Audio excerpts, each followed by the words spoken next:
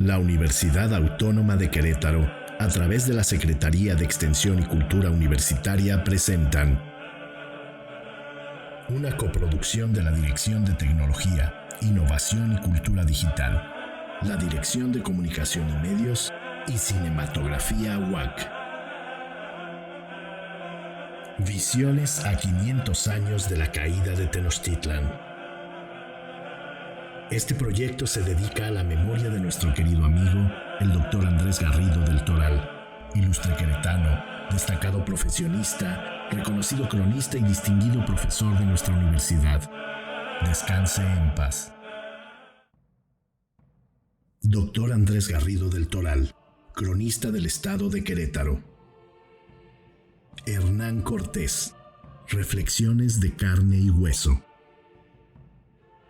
Felicito a mi Universidad Autónoma de Querétaro por estos fastos, por estas efemérides que cambiaron lo que hoy es México. Comienzo mi temática con la garantía de audiencia que nos exige Hernán Cortés Pizarro, el conquistador de México. Héroe en el noreste y noroeste del país, la región del Pánuco, Baja California, Sinaloa, Sonora, donde tiene fama de civilizador, de promotor económico, ganadero, agrícola, y que descubrió el Mar de Cortés, que precisamente se llama Golfo de California. Y en el centro y sur del país es execrado, es difamado, es odiado incluso, hasta por grupos presentistas que derrumban cualquier idea de considerarlo como el fundador de lo que hoy es México. Recordemos que a la llegada de los hispanos entre 1517 y 1521 no existía lo que hoy es México, no había una nación mexicana. Habían muchas naciones, casi todas dominadas por el imperio mexica, quien las tenía sojuzgadas a través de impuestos injustos, exagerados, pero también por los prisioneros de guerras floridas que iban a parar a los altares de los dioses sedientos de sangre. El ánima de Cortés no deja de penar desde 1547, en que murió en Castilleja de la Cuesta, España, pero que, aunque había nacido en Extremadura, España, se sentía más mexicano que ninguno.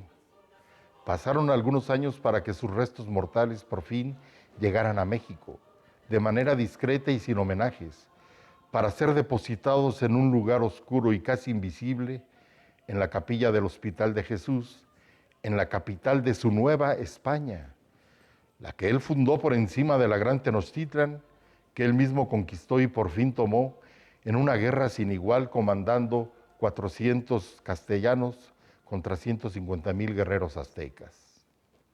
Voy a utilizar textos de Carlos Fuentes, de Octavio Paz, de Fernando Benítez, de José Fuentes Mares y del mejor de los estudiosos de Hernán Cortés mexicanos, José Luis Martínez, cuya extensa obra editorial está en más de 6 tomos sumamente gruesos y ricos del Fondo de Cultura Económica.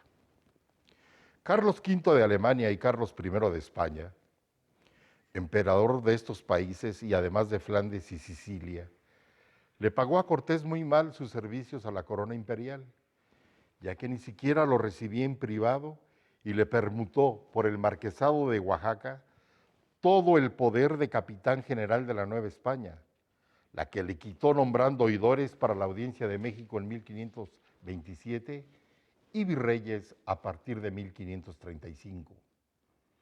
Esa actitud del emperador Carlos fue porque tenía miedo de que él, Hernán Cortés Pizarro, se levantara con el reino novohispano e independizara a la Nueva España de España proclamándose rey. Nunca pensó en eso, dijo hasta su muerte el conquistador, pero mejor lo hubiera hecho para librar a la Nueva España de 300 años de expoliación y de sufrimientos en una guerra de independencia que duró 11 años, la que al final de cuentas resultó inútil al llegar al trono imperial el ambicioso de Agustín de Iturbide. Sí, gritaba con desesperación a sus oyentes, me hubiera levantado contra España y les hubiera evitado a los mexicanos la Inquisición, los encomenderos, la esclavitud real, la destrucción de su cultura y forma de vida, el saqueo de los recursos naturales y tanta barbaridad cometida en nombre de Dios. Si bien soy acusado de haber hecho justicia por propia mano en contra de algunos infieles, nunca usé la violencia discrecional ni injustificadamente, solo en algunos casos para dar castigos ejemplares y hasta a mis propios hombres. Nunca fui violento o desalmado como Pedro de Alvarado o Nuño de Guzmán. Yo no tengo las manos ensangrentadas de indios. ¿Cómo es posible que en el norte de México se le reconozca y se le rindan homenaje y en el centro y sur mexicanos le odien, calumnien y escupan? Los mexicanos y la nación azteca no existían antes que él. Sentí el extremeño que es el padre de lo que hoy es México y no se lo tomamos en cuenta. Al contrario, lo despreciamos y vituperamos. México es el único país que reniega de su padre, por eso no es estable ni feliz. Por eso se siente gente de ninguna parte, ni español ni indio, cuando la verdad es que Hernán Cortés consolidó lo sincrético y lo mestizo, queriendo obtener lo mejor de las dos culturas en choque o encuentro de culturas. Vean, amables televidentes y radioescuchas, no tiene una sola estatua ni monumento, ni calle ni población con su nombre en México, solamente un mar que prefieren llamar Golfo de California en lugar de Golfo de Cortés, que es el nombre de su descubridor. Contaba Hernán Cortés en sus interminables declaraciones ministeriales que, aunque la naciente España fundada apenas en 1494 era medieval, él era renacentista y que llegó a sentir amor inmenso por esta tierra y sus aborígenes, a los que siempre respetó y nunca maltrató, además de que era inocente de la muerte de Moctezuma II, mismo que ya quería morir al sentirse socavado en su gran poder. México nunca va a ser feliz mientras siga recordando con rencor el parto de la conquista, de su doloroso nacimiento como nación, ya que lamiéndose las heridas, éstas jamás cicatrizan. México tiene que ver hacia adelante y cuando vea hacia atrás, que sea por aprendizaje para comprender el presente, pero no odiando a sus padres, a sus fundadores. El muy garañón de Cortés abarcó la piel de tantas mujeres como tierras en favor de España y de él mismo.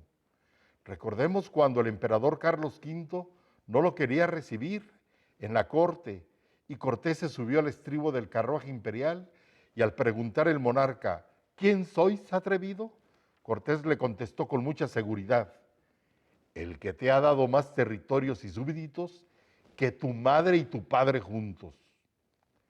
Con mucha amargura Cortés soportó los litigios levantados por envidiosos de su grandeza. Exclamaba que España era el país de la envidia, y más tratándose de un hijodalgo mediano, uno que le legó a su imperio germánico ibérico un territorio 9 veces más grande que España, y que después de esta hazaña se enfrentó a juicios eternos e inacabados, habitando en hostales, habitando en ventas asquerosas, adeudando dinero a sastres y a criados, para morir finalmente víctima de la disentería, contando solamente con la presencia de su hijo Martín el Español y un fraile franciscano cerca de Sevilla. En contraste con los malandrines de la corte y su ingrato jefe imperial Carlos V, el duque de Medina Sidonia organizó unas exequias espléndidas en el monasterio franciscano de Sevilla. Llenó el templo de paños negros y cirios y hachas ardientes, banderas y pendones con el escudo del marqués del Valle de Oaxaca, capitán general de la Nueva España y conquistador de México, títulos que jamás le podrán ser quitados por envidiosos y desmemoriados. Adivino fácilmente que Hernán Cortés es un espíritu en pena, que no encontrará paz hasta que después de 500 años los mexicanos lo reconozcan como presunto padre de la nación que él dijo que fundó en tantos litigios ante el Consejo de Indias. Él fundó México, aunque al principio haya sido con espadas, arcabuces y cañones, pero ya luego con leyes, trabajo, introduciendo nuevos métodos de agricultura, talleres de artes y oficios, arquitectura, bellas artes, la ganadería, las fiestas navideñas, ayudado por los frailes franciscanos que él mandó llamar desde España para la organización de la nueva nación. ¿No sabía Hernán Cortés que a su imperial regreso a España, con una corte propia y desparramando riqueza, confirmó al rey Carlos en la sospecha de que quería ser soberano de México? Sus regalos exagerados a las damas cortesanas enfurecieron a los celosos maridos hispanos. Su insolencia de pasar sin permiso por encima de los grandes de España en la misa de bienvenida y sentarse junto al rey en Toledo, y su desdén de no regalarle y ni siquiera prestarle a la reina ese collar de esmeraldas que le regaló Moctezuma II, fueron muy criticados en la corte ibérica y provocó el enfriamiento de su relación con Carlos y la cólera de este contra Hernán Cortés. Pasa desapercibido que en un gesto de arrepentimiento, lo podemos ver en su testamento, Hernán Cortés le ordenó a su hijo Martín Cortés el Español que liberase de toda esclavitud a todos los indios que tenía bajo encomienda en sus inmensos territorios del Marquesado de Oaxaca y que repartiera las tierras entre ellos. Pero ese hijo no lo obedeció. El muy ingrato, acusándolo de desórdenes mentales y de loco senil, lo ignoró. Asimismo, reconoció Hernán Cortés que despilfarró su riqueza en pleitos judiciales, deudas para expediciones locas como lo de las Cibueras, Pánuco y Baja California, mujeres, barraganas, casas de lujo, exagerada servidumbre y contratos leoninos con banqueros italianos y prestamistas sevillanos, más los panchos y las exigencias que le demandó su esposa Juana de Zúñiga, que lo dejó en la vil calle. Mientras tanto, hizo de la hoy Ciudad de México una metrópoli rica, donde no había españoles pobres. Cortés decía coloquialmente que quien se metía de limosnero acababa rico, ya que la menor de las limosnas era de 4 reales de plata, misma que abundaba. Hasta 1562, su hijo Martín Cortés regresó a la Nueva España y le devolvieron las riquezas arrebatadas a su padre, lo que le alcanzó para ser el hombre más rico de la Nueva España con 50,000 pesos oro anuales. Si le habían restituido al hijo tales riquezas, fue para que no se levantara con el reino, para que no se metiera en política. No importaba. A Martín Cortés Zúñiga le gustaban más las cacerías, orgías, fiestas, procesiones, saraos, brindis, bacanales y las mujeres casadas ajenas. Expresó con furia el conquistador cómo el emperador Carlos prefirió hacerle caso a sus consejeros, abogadillos picapleitos, tinterillos cagatintas, más que a un gran capitán de guerra que solamente aportaba oro y plata a la naciente España.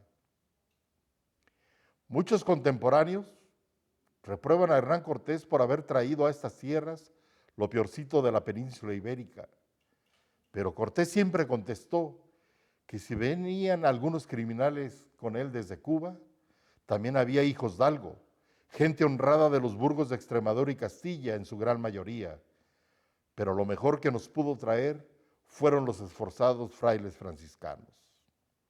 El largo proceso judicial ante el Consejo de Indias nunca terminó, Nunca llegó a sentencia definitiva. Realmente fue un pretexto para exiliarlo y sacarlo de México. Dicen sus apologistas que Cortés quiso salvar los templos indígenas y los franciscanos se lo impidieron. Quiso abolir la encomienda y reparto de tierras mal habidas y el vasallaje de los indios, y los encomenderos y tinterillos leguleyos se lo obstaculizaron. El rey vio en él visos de humanismo, a lo que más tenía Carlos, que los conquistadores reclamaran para sí mismos las tierras ganadas. Al rey le interesaba verlos muertos, ahogados en tinta y excremento. Así se habían querido levantar contra él Gonzalo Pizarro en Perú y en la Amazonia Lope de Aguirre. En cambio, el otro primo de Cortés, Francisco Pizarro, fue asesinado a cuchilladas por hombres de su rival Diego de Almagro. Pedro de Mendoza murió de hambre y de sífilis a la orilla del Mar del Plata. Pedro de Alvarado falleció aplastado de la cabeza por un caballo en Guatemala. Cristóbal de Oñate descuartizado en el potro de torturas en la hoy Ciudad de México. Y Hernán Cortés Pizarro muerto de rabia y desesperación en Sevilla. El único que se acordó de su memoria y que escribió que quien hacía amó y defendió a los indios en este mundo fue Hernán Cortés. ¿Quién es el autor de esta frase? Mottolini, don Pedro de Gante. México ya no es Tenochtitlan, pero tampoco es España. Es un país nuevo, una nación distinta a lo indígena y a lo hispano, pero tampoco somos entenados o hijos adoptivos de nadie. México es un país herido de nacimiento y amamantado por la leche del rencor. Hay que amarlo, quererlo, hablarle con cariño. Estoy harto del espectáculo de la muerte que señorea actualmente a nuestro país. No sé lo que significa el nacimiento de un nuevo ente de la comunidad internacional si ustedes no superan el trauma de un parto como nación. Dejemos ya, por favor, de lamer las heridas que nunca cerrarán. Seamos felices. Dejemos la satisfacción disfrazada de resignación. Cumplamos nuestros deseos de creer, nuestro anhelo de paternidad. Olvidemos de nuestra orfandad. Recobremos la paternidad perdida en medio de la marea humana, prieta y sojuzgada, con la que nosotros nos automartirizamos. Hernán Cortés, hombre de carne y hueso, ni héroe ni villano, para lo que recomiendo las biografías hechas por José Fuentes Mares, Andrés Enestrosa, Fernando Benítez y, repito, la mejor de todas, documentada hasta lo último, por don José Luis Martínez del Fondo de Cultura Económica. Muchas gracias.